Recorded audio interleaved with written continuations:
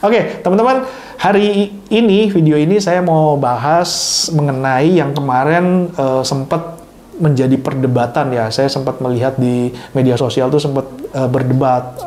Kalau sekarang generasi milenial, Gen Z itu lebih pilih beli rumah atau ngekos atau sewa rumah gitu. Bukan sih ngekos sih, sebenarnya cuma saya tambahin doang ya. Apakah mending beli rumah atau sewa rumah gitu. Nah, kalau influencer yang di YouTube bilangnya kan mendingan sewa rumah. Nah, saya akan jelaskan dari sisi saya selaku pengusaha kos-kosan ya. Silakan teman-teman simak videonya sampai selesai.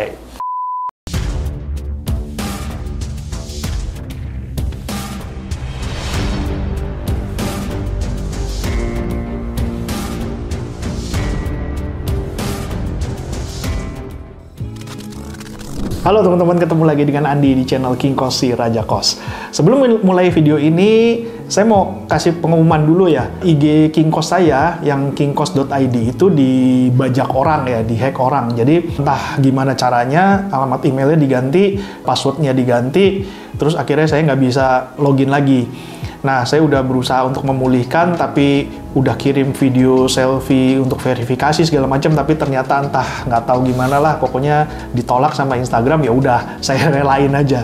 Lagian saya sebenarnya nggak terlalu peduli sih ya, karena followernya juga cuma 500-an orang doang gitu. Dan saya juga bilang ini hackernya kurang kerjaan banget ya kalau mau nge-hack akun tuh yang ratusan ribu atau jutaan kayak followernya. Follower cuma 500 dihack, kurang kerjaan banget gitu. Nah, cuma teman-teman tetap hati-hati ya kalau dapat DM dari akun kingkos.id, IG-nya saya itu sekarang udah bukan milik saya lagi ya, karena udah diambil alih sama si maling itu ya, si hacker itu. Jadi saya tidak bertanggung jawab ya kalau kejadian apa-apa. Hati-hatilah pokoknya. Jangan ditanggepin kalau ada DM atau ada apapun, postingan apapun di situ ya. Itu pasti bukan dari saya. Oke ya, teman-teman, nanti saya bikin lagi IG baru, meskipun terus terangnya saya generasi jadul ya, jadi IG itu, apalagi TikTok ya, saya itu jadi males gitu kalau main, saya fokusnya di YouTube doang gitu. Oke, teman-teman, hari ini, video ini saya mau bahas mengenai yang kemarin sempat menjadi perdebatan ya. Saya sempat melihat di media sosial tuh sempat berdebat. Kalau sekarang generasi milenial, Gen Z itu lebih pilih beli rumah atau ngekos atau sewa rumah gitu. Bukan sih ngekos sih, sebenarnya cuma saya tambahin doang ya. Apakah mending beli rumah atau sewa rumah gitu. Nah, kalau influencer yang di YouTube bilangnya kan mendingan sewa rumah. Nah, saya akan jelaskan dari sisi saya selaku pengusaha kos-kosan ya. Silakan teman-teman simak videonya sampai selesai. Nah, teman-teman, saya kan setiap kali ada perdebatan atau ada video influencer tentang yang mendorong orang untuk tidak membeli rumah, itu sebenarnya dalam hati saya happy ya. Saya selalu ikut komen gitu, iya nggak usah beli rumah lah, beli rumah itu rugi. Beli rumah itu tidak menguntungkan, mendingan sewa terus duitnya yang buat beli rumah itu dipakai buat investasi, entah reksadana, entah saham, entah segala macam lah pokoknya.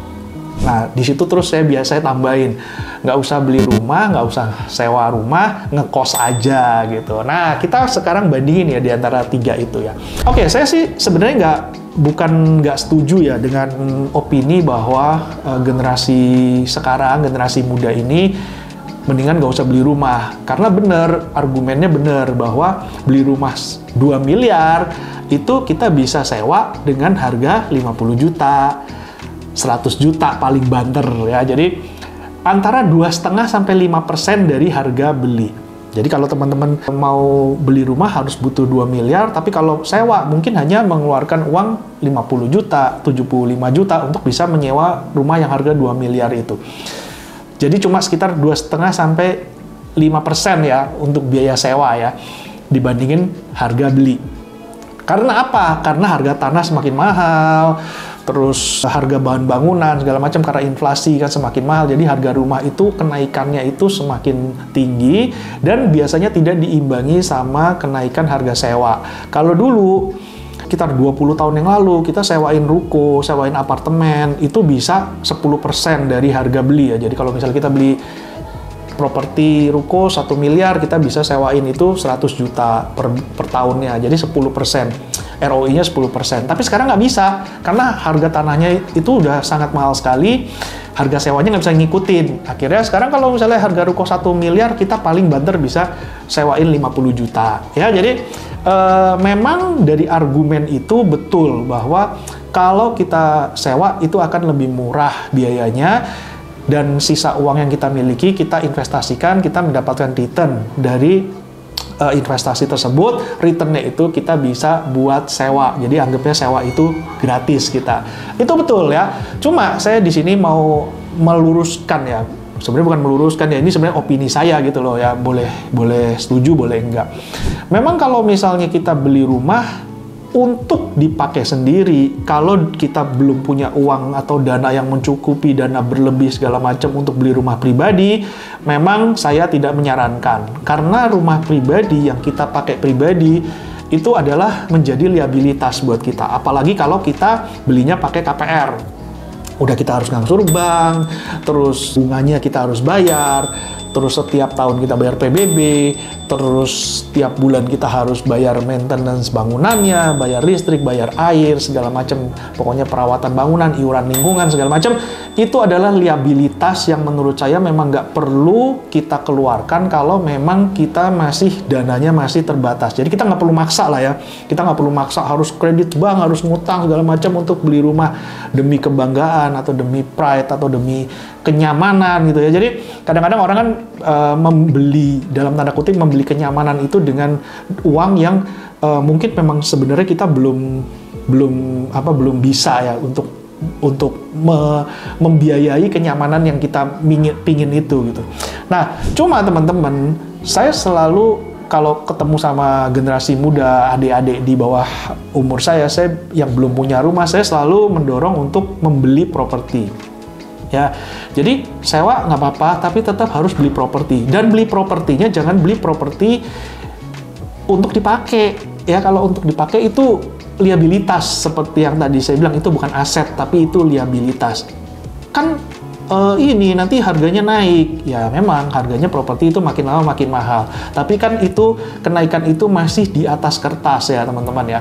Jadi mungkin ada yang bilang, dulu beli rumahnya 1 miliar, terus 5 tahun kemudian harganya udah 2 miliar, ya itu kan di atas kertas. Kalau kita suatu saat butuh duit, kita mau jual, belum tentu 2 miliar lakunya ya. Karena kalau misalnya kita butuh cepat, mungkin ya kita jual murah ya mungkin 1 miliar lebih sedikit. Atau misalnya kalau misalnya kepepet banget, akhirnya mungkin kita malah jual rugi di bawah 1 miliar. Apalagi kita udah bayar misalnya pakai KPR, kita belum memperhitungkan bunganya segala macam, nah itu malah jadi rugi. Jadi properti itu yang kita bilang itu aset, sebenarnya itu adalah suatu liabilitas, membuat kerugian buat kita. Nah, cuma teman-teman, kalau teman-teman mau membeli aset, saya mendorong untuk membeli aset, tapi bukan untuk ditinggalin ya. Beli aset untuk difungsikan, atau kita menyuruh aset tersebut untuk bekerja, mencari uang buat kita. Jadi kita misalnya, kita beli rumah, terus kita sewain. Tapi kan sewanya murah. Tadi seperti saya bilang ya, faktanya sekarang sewa itu cuma 2,5% 5% doang. Rugi dong. Itu aja kan berarti di bawah deposito ya, kalau 2,5% ya. Rugi. Nah, solusinya gimana? Ya jangan rumah, investlah kos-kosan. Karena kos-kosan itu harusnya, jelek-jeleknya kos-kosan yang saya punya itu harusnya 6% itu bisa untuk ROI 6% itu bisa. Kalau pas kita dapat properti yang kos yang bagus, yang memang pas, cocok tempatnya, itu bisa 10%. Bahkan ada yang bisa ngomong, kemarin saya sempat kenalan sama salah satu anggota ARKI yang baru, dia kosnya di Cikarang, bilang, bisa 15% ROI-nya. Nah, belilah seperti itu. Harga kos-kosannya carilah yang sesuai budget. Jadi misalnya kalau memang budgetnya cuma 1 miliar ya, belilah kos-kosan yang 1 miliar. Ada nggak? Ada, masih ada, tetap masih ada. Cuma memang kita perlu effort yang lebih besar ya kalau kita mencari properti kos-kosan yang murah. Karena properti kos-kosan itu biasanya kan kalau yang kamarnya banyak apalagi harganya kan mahal. Tapi kalau yang kamarnya sedikit, misalnya kamarnya cuma 10, cuma 9 gitu, itu masih ada lah yang harga range antara 1 miliar, 1,5 itu masih ada. Dan itu bisa menjadi aset, menjadi passive income buat kita. Jadi meskipun kita kredit bank, kita bisa sebagian atau bahkan seluruhnya kita bisa mengangsur dari hasil properti kos-kosan kita. Nah, itu yang saya bilang yang namanya aset. Jadi kita punya properti yang menghasilkan uang buat kita untuk mengangsur membayar di bank. Jadi kita bisa dibilang kita mendapat propertinya itu gratis. Sama kayak tadi ya, kita sewa rumah, terus duit lebihnya kita investasikan, dapat returnnya buat sewa rumah, kan sewa rumahnya kan gratis. Begini juga sama ini konsepnya ya, kita beli properti, kita kredit bank, kita dapat passive income, dapat keuntungan dari hasil propertinya itu buat ngangsur bank. Konsepnya sama sebenarnya. Nah itulah yang saya dorong buat generasi muda, meskipun saya selalu ada yang bilang sama saya, lu ngapain sih ngajarin generasi muda untuk bikin kos-kosan, untuk bangun kos-kosan, nanti kan lu nambah-nambahin kompetitor kan, lu nambah-nambahin saingan gitu. Tapi nggak apa-apa. Namanya rezeki itu udah ada yang ngatur ya. Jadi meskipun nambah terus yang bisnis kos-kosan, pemilik kos-kosan itu nggak masalah, karena manusia pun juga masih berkembang biak terus kan. Tetap perkembang biak manusia itu ya, populasinya itu perkembangannya itu akan jauh melebihi daripada misalnya ada orang baru yang mau bisnis kos-kosan gitu. Tetap aja lah namanya 3 kebutuhan pokok, sandang, pangan, papan, yang papan ini tetap dibutuhkan oleh orang banyak, apalagi populasi semakin meningkat. Kecuali kayak di Jepang mungkin ya, suatu saat kalau kayak negara kita kayak di Jepang itu populasinya bukan meningkat malah menurun setiap tahunnya, itu mungkin beda cerita lagi. Oke teman-teman, itu ya. Jadi kalau tadi beli rumah sama sewa rumah tergantung beli rumahnya itu rumah apa. Kalau rumah dipakai sendiri, saya nggak sarankan, tapi kalau rumah itu bisa menjadi passive income buat kita, itu saya sangat sarankan. Nah, terus kalau teman-teman membandingkan lagi ya, antara kalau kita sewa rumah sama ngekos, ya, nah, ini kan saya selalu, waktu lagi ribut-ribut itu, saya kan selalu komen, nggak usah beli rumah, nggak usah sewa rumah, ngekos aja, gitu. Nah, sekarang kita bandingin ya, antara tadi kalau beli sama sewa kan saya udah kasih ilustrasinya ya, simulasinya. Sekarang kita bandingkan antara sewa sama ngekos ya. Kenapa saya selalu bilang sarankan untuk ngekos ya? Bukan karena saya ini pengusaha kos-kosan, tapi kita hitung-hitung aja. Jadi teman-teman misalnya mau apa? Sewa apa? Apartemen, sewa rumah ya. Kalau sewa apartemen kita hitung biayanya sewa bulanannya berapa.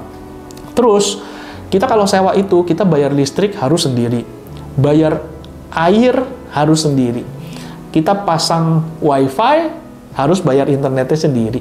Kita bayar yang namanya iuran-iuran. Jadi kalau di apartemen itu ada iuran maintenance bangunan, ada IPL, ada segala macam pokoknya ya. Terus ada yang namanya perawatan bangunan. Jadi misalnya kalau bocor atau misalnya kalau ada masalah di plumbing segala macam, itu kita harus perbaiki.